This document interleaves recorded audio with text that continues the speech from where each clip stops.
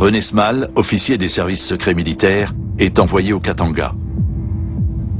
S'il n'y avait pas eu le courage de ces quelques officiers et sous-officiers belges pour maintenir, pour empêcher les Noirs, c'était le déferlement sur la ville et là, ça pouvait faire quelque chose d'épouvantable. Le Katanga fait sécession. Moïse Tshombe, politicien talentueux, surnommé Monsieur Tiroir-Caisse, se proclame président de la province sécessionniste avec la bénédiction de la Belgique.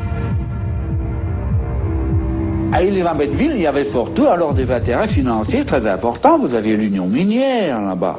Et là, évidemment, c'est sûr que les milieux financiers belges avaient aussi envie de conserver l'union minière.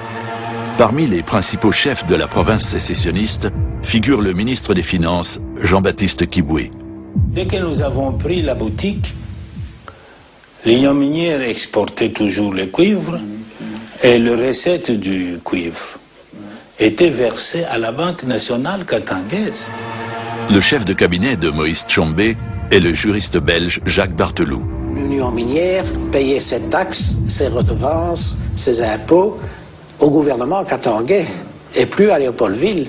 Donc les Katangais avaient de l'argent en suffisance. Et ce qui leur a permis d'équiper leur gendarmerie katangaise, d'acheter des armes, d'acheter des blindés. Il y avait des marchands d'armes qui venaient tout le temps chez Tshombe.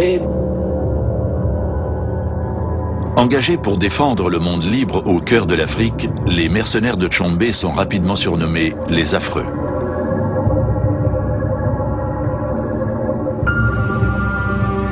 À Léopoldville, la capitale du Congo, c'est la colère et la déception. Le drapeau de l'ambassade belge est affalé et l'ambassadeur de l'ancienne puissance coloniale renvoyé en Belgique.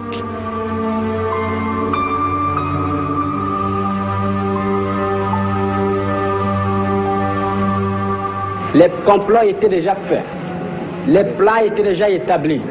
C'est d'imposer un gouvernement contre la volonté du peuple. La Belgique désire balkaniser ce pays. L'éclatement du Congo, c'est demain. Patrice Lumumba a demandé l'envoi de troupes américaines pour expulser les Belges.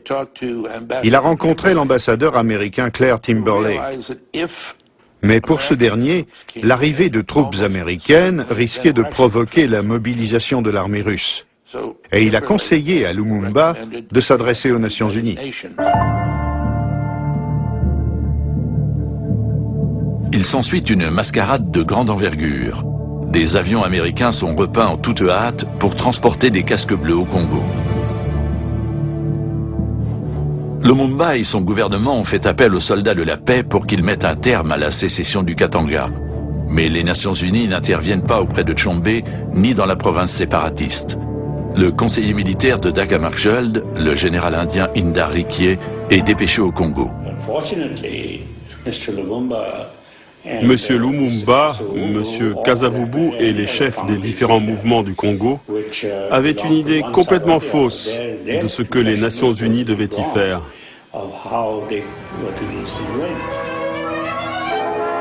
Alors que la population célèbre l'arrivée des casques bleus au Congo, le président du Conseil des ministres soviétiques, Nikita Khrouchtchev, propose à son homologue congolais l'aide de l'armée rouge. Lumumba utilise l'offre soviétique pour faire pression sur les Américains. Il se rend aux États-Unis sans invitation officielle pour solliciter l'aide des Américains contre l'intervention belge. Mais le Premier ministre de la jungle, comme le surnomme avec mépris la presse américaine, n'est pas reçu par le président américain.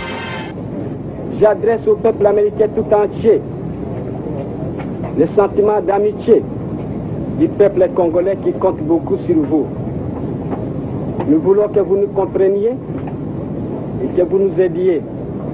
Et que demain, quand vous viendrez chez nous, les techniciens et les professeurs, vous allez trouver au Congo un peuple ami et un peuple frère. Le succès international de la sécession du Katanga conduit à la sécession d'une autre province, une région riche en diamants, le Sud-Kasaï. Lumumba décide de s'opposer à l'éclatement du Congo sans l'aide de l'Occident. Il envisage une offensive militaire, mais il est confronté à un problème majeur. La population congolaise est comment transporter les troupes sur la ligne de front située à 1000 km de la capitale. Comme on ne lui avait pas donné d'avion, il a accepté ceux des soviétiques.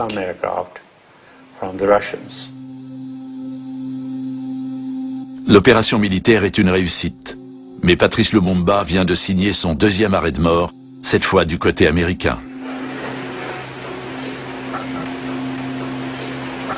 The United States deplores the unilateral action of the Soviet Union in supplying aircraft and other equipment for military purposes to the Congo, thereby aggravating an already serious situation which finds Africans killing other Africans.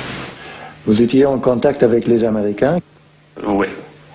Ouais. Enfin, mon contact était Devlin, Larry Devlin. Ouais. On s'entendait bien et on a fait certaines choses ensemble, mais simplement. Mais les Américains, je crois, voulaient liquider le Lumumba. Oui, le colonel Marlière faisait partie des services spéciaux belges. C'était un officier très respecté. Bon, on s'est mis d'accord un jour avec des gens de chez nous pour mettre des écouteurs dans les bureaux de Lumumba. Ce sont les Américains qui ont fourni le matériel et ce sont des Belges qui ont placé, qui ont fait ça oui. Alors on captait toutes les conversations téléphoniques de Lumumba. Ça a rapporté quelque chose? On savait en général ce qu'il faisait, ce qu'il disait.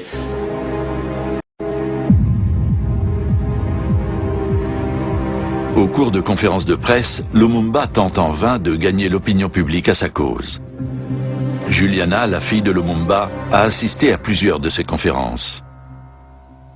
J'étais tout le temps avec mon père. Souvent, j'étais la seule autorisée quand il travaillait ses discours. Donc je m'asseyais calmement et j'étais avec papa, c'est tout. Dans la presse belge, on le montrait Satan carrément avec des cornes et tout ça, le communiste. Parce que simplement, il disait quelque chose qui était l'aspiration de la majorité des gens, mais qui n'était absolument pas dans la mentalité ni dans le vouloir de la puissance coloniale de cette époque-là. Qu'il voulait que l'homme noir et l'homme congolais soient un homme digne d'abord de sa propre culture, et il croyait en cet homme-là. Nous voulons être indépendants, oui, nous voulons, mais dans l'égalité et dans le respect. Je crois que c'est pour ça qu'on a toujours dit qu'il était intransigeant. Êtes-vous communiste, monsieur Lumumba? Je dois toujours rire quand on me pose cette question. Je ne suis pas du tout communiste. Vous savez qu'on m'a souvent présenté comme communiste, anti-blanc, anti-belge, l'homme qui veut détruire. Absolument pas. Je suis simplement un nationaliste, un leader nationaliste qui lutte pour un idéal.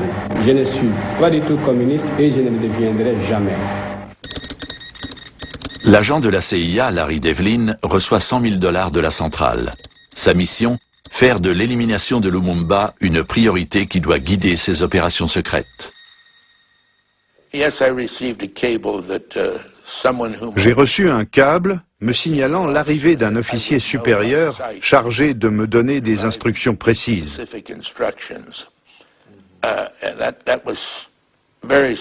Cela m'a surpris. Pourquoi m'envoyait-il quelqu'un plutôt que de m'adresser un câble? Les télégrammes belges mentionnent une mystérieuse opération Barracuda et l'arrivée de 2 enfants.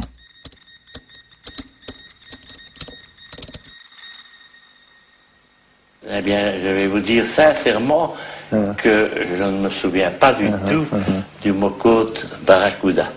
Les 2 enfants, Les 2 enfants, ça ne me dit rien. Mais si, ils ont envoyé deux personnes, oui, un attaché de cabinet et le major Loos, ils les ont envoyés, tous les deux, ça doit être ces deux-là, pour venir me parler de l'affaire de Lumumba.